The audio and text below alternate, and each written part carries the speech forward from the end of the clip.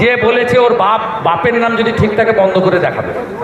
আর আমি শুভেন্দু অধিকারী কি জিনিস একবার মমতা বুঝিয়েছি, আবার বুঝিয়ে ওটা ওর বাপের টাকা নেই।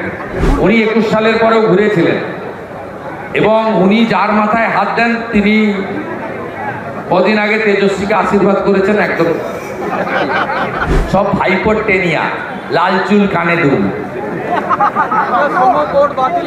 লাল চুল কানে দুল, দেখবেন হাতে মাকড়ি, পায়ে লোটোর জুতো, জেল লাগানো চুল, গুন্ডাদের মতো ভাষা।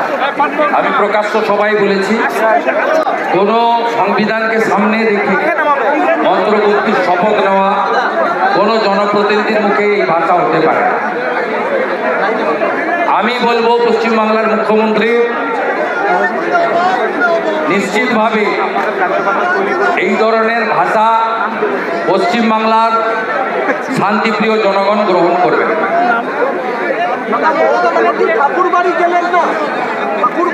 ঠাকুরবাড়ি উনি যাবেন না, যেতে পারবেন না, কারণ উনি সিএর বিরোধিতা করেছেন, ঠাকুর গুরুচাঁদ ঠাকুরের নামের বক্তব্য করেছেন, বিনাপানি দেবী মায়ের চিকিৎসা নিয়ে ব্যঙ্গ করেছেন এবং তিনি সনাতনের বিরোধী, হিন্দু ধর্মকে গন্ধা ধর্ম বলেন, মহাকুম্ভকে মৃত্যু কুম্ভ বলেন। তাই তিনি ওখানে যাবেন না, এটা খুব স্বাভাবিক। উনি যাদের নিয়ে কর্মসূচি করেছেন তারা তৃণমূলের চোর আর বাংলাদেশি অবৈধ অনুপ্রবেশকারী। ওখানে রাষ্ট্রবাদী নাগরিকরা ছিলেন না এবং আজকে স্বাধীনতার পরে একমাত্র প্রধানমন্ত্রী নরেন্দ্র মোদী, যিনি ঠাকুরের জন্মস্থান ওড়াকান্দি বাংলাদেশে গেছেন, অন্য কেউ যায়।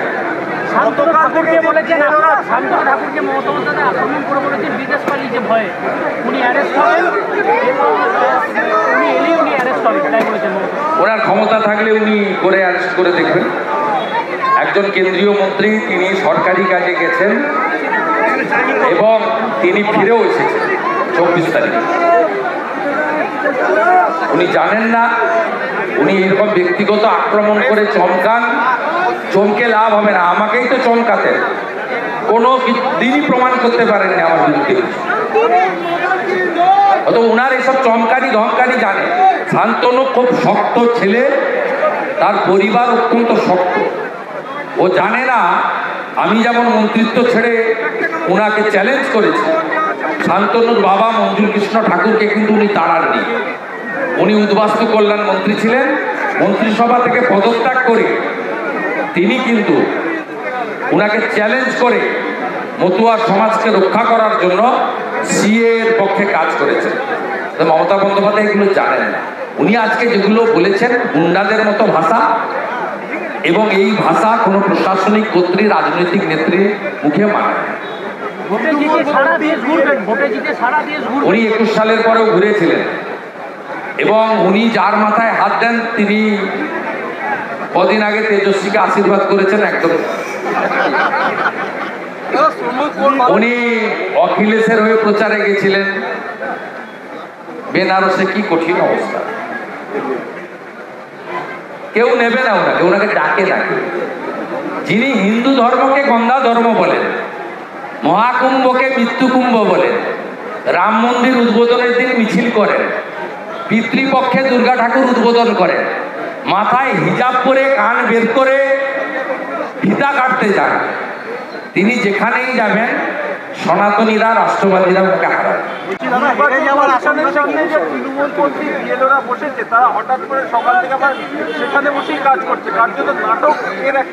ওগুলো কোনো বিএলও নয়। আমি সোশ্যাল মিডিয়ায় পোস্ট করে দিয়েছি, দেখবেন সব ভাইপোর টেনিয়া, লাল চুল কানে দুল,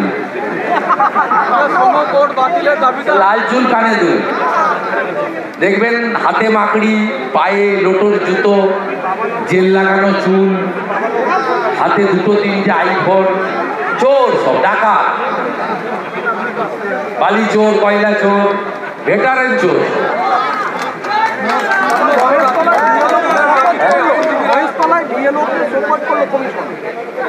শপথ করলে হবে না, এদের বিরুদ্ধে এফআইআর চাই।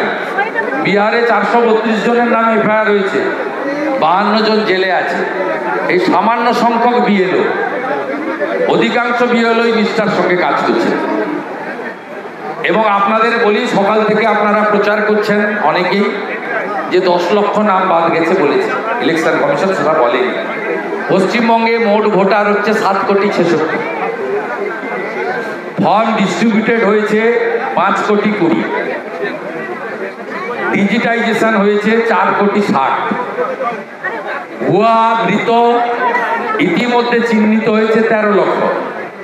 12 লক্ষ ম্যাচিং হয়নি, 22 লক্ষ ম্যাচিং হয়নি। আপনি নিশ্চিন্ত রাখুন এই কাজটা ইলেকশন কমিশনের, কিন্তু আমি গ্রাউন্ডে কাজ করি দীর্ঘদিন ধরে, কাউন্সিলর, এমপি, এমএলএ, ভোটে লড়েছি, জিতেছি, মমতা ব্যানার্জিকে হারিয়েছি, সিপিএমের সময় লক্ষণ শেষকে হারিয়েছি। তা আপনি নিশ্চিন্ত থাকুন, 80% এসআইআর সফল হলেও 1 কোটি ভুয়া মৃত ডবল ট্রিপল এন্ট্রি এবং বাংলাদেশি অবৈধ মুসলিম অনুপ্রবেশকারীর নাম বাদ যাবে। কোনো ভারতীয়, সে হিন্দু হন মুসলিম হন, তার কোনো চিন্তা নেই, তার কারোর নাম বাদ যাবে না, যাওয়ার কোনো স্কোপ নেই। অর্থাৎ এগুলোতে বিভ্রান্ত হওয়ার দরকার নেই। ইলেকশন কমিশন এবং সিও অফিস তারা চেষ্টা করছেন, মমতা ব্যানার্জি চেষ্টা করছেন এসআইআরকে ভণ্ডুল করার জন্য। আমরা অডিট নই, গেল রব আমরা তুলছি না। 7ই ফেব্রুয়ারি 2026 ভোটার তালিকা না হলে ভোট হবে না, আর ভোট না হলে সরকার হবে না, সরকার না হলে 5ই মে 2026 রাষ্ট্রপতি শাসন। অতএব এটা নিয়ে অনেকটাই দায় ইলেকশন কমিশন এবং মমতা ব্যানার্জি, বিজেপির খুব একটা দায়। তা আমি তো ওই ভাষায় বলি না, মমতা ব্যানার্জির ভাষা। মমতা ব্যানার্জির এক ছোড়া মতিউর রহমান বলে ভারতীয় জনতা পার্টির একজন মাইনরিটি মোর্চার কার্যকর্তা, তাকে দাড়ি টেনে দেখাতে হয়েছে তার দাড়িটা অরিজিনাল। এখন কোথায় সিদ্দিকুল্লাহ চৌধুরী, ফিরাদ হাকিম, কোথায় গেলেন ইমাম অ্যাসোসিয়েশন? মুখ খুলছেন না কেন? তৃণমূল থেকে তাকে মিমিক্রি করে তার মতিউর রহমান বিজেপি সংখ্যালঘু মোর্চার ডাবগ্রাম ফুলবাড়ির নেতাকে ব্যঙ্গ করা হয়েছে। তাকে প্রেস কনফারেন্স করে দাঁড়িয়ে টেনে দেখাতে হয়েছে যে তার দাঁড়িটা ফলস নয়। কোথায়? মুসলিমদের মমতা ব্যানার্জি তেজপাতার মতো ব্যবহার করে, তরকারিতে লাগে, খাওয়া যায় না। যত খয়রা সল সব পাথর খাদানে মারা গেছে নামের তালিকা বের করুন, নয় মুসলিম নয় আদিবাসী, গরিব মানুষ। এইটা তো অ্যাকচুয়াল অবস্থা। এখানে ফিলিপ শেখরা, কাজল শেখরা বড় লোক হয়েছে। এখানে বালি খাদানের ঘাট থেকে জেলা পরিষদের টেন্ডার সব এক শ্রেণীর তৃণমূলের মুসলিমদের কন্ট্রোলে। সাধারণ মানুষ গরিব থেকে গরিব হয়েছে। এই ব্যবস্থার যদি পরিবর্তন আনতে হয়, সমস্ত ভারতবাসীর ঐক্যবদ্ধভাবে বীরভূমে প্রত্যেকটা আসন থেকে ভারতীয় জনতা পার্টিকে জেতাতে হবে, পরিবর্তন আনতে হবে। এটাই হবে 2026-এর আসল পরিবর্তন। ভোট চুরি করবে, বলছে এআই দিয়ে এবার ভোট চুরি হবে। কে বলছে? মমতা বন্দ্যোপাধ্যায়, যে এটা আর্টিফিশিয়াল নয়, এটা অরিজিনাল হয়ে গেছে, এআই দিয়ে এবার। ওটা উনি করেন, এআই দিয়ে। আমাদের ছবি পোস্ট করেন ব্যঙ্গ করে। ওই একটা লম্পট আছে, 3 বাচ্চার বাপ, তৃণমূল ছাত্র পরিষদের নেতা, ও আমার ছবি করেছিল। গতকাল থেকে তরুণ জ্যোতি তেওয়ারিকে নিয়ে নোংরা পোস্ট করছে এআই করে। ওটা ওরা করে, ওই কালচারটা ওদের, ভারতীয় জনতা পার্টির কালচার নয়। আমরা বয়স্ক লোক দেখলে প্রণাম করি, মাইক জুতোটা খুলে। আমাদের সংস্কৃতিটা বাঙালি সংস্কৃতি, ভারতীয় সংস্কৃতি। আমাদের সংস্কৃতিটা বোমা ছোড়া, গুলি করা, ঘরে আগুন লাগানো, 65 বছরের বুড়া 5 বছরের বাচ্চাকে ধান পুড়িয়ে দেওয়া, শারীরিক নির্যাতন করা, এই কালচারটা আমাদের নেই। রামপুরহাটে ধান পুড়িয়ে দিয়েছে, লক্ষ্মী ভান্ডার বন্ধ করে দেওয়ার হুমকি দিচ্ছে তৃণমূল। রামপুরহাটে কৃষকদের ধান পুড়িয়ে দিয়েছে। যে বলেছে ওর বাপের নাম যদি ঠিক থাকে বন্ধ করে দেখাবে।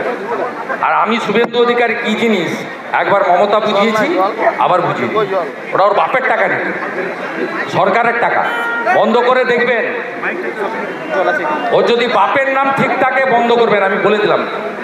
শুনতে খারাপ লাগলেও বলে গেলাম, চ্যালেঞ্জ করে গেলাম। ওইসব মশামাছিকে আমি করি না, করতে বলবেন না। যত হাইপাই করুক, নন্দীগ্রামের কোনো হিন্দু তৃণমূলকে ভোট দেবে। দেবব্রত মাইতিকে খুন করেছে 21-এ, 24-এ লোকসভা ভোটের আগে রথিবালা আড়াই তফসিলি মাকে খুন করেছে। বদলও হবে, বদলাও হবে। সুদে আসলে যদি তুলতে না পারি, আমরা বিজেপির কার্যকর্তা নই।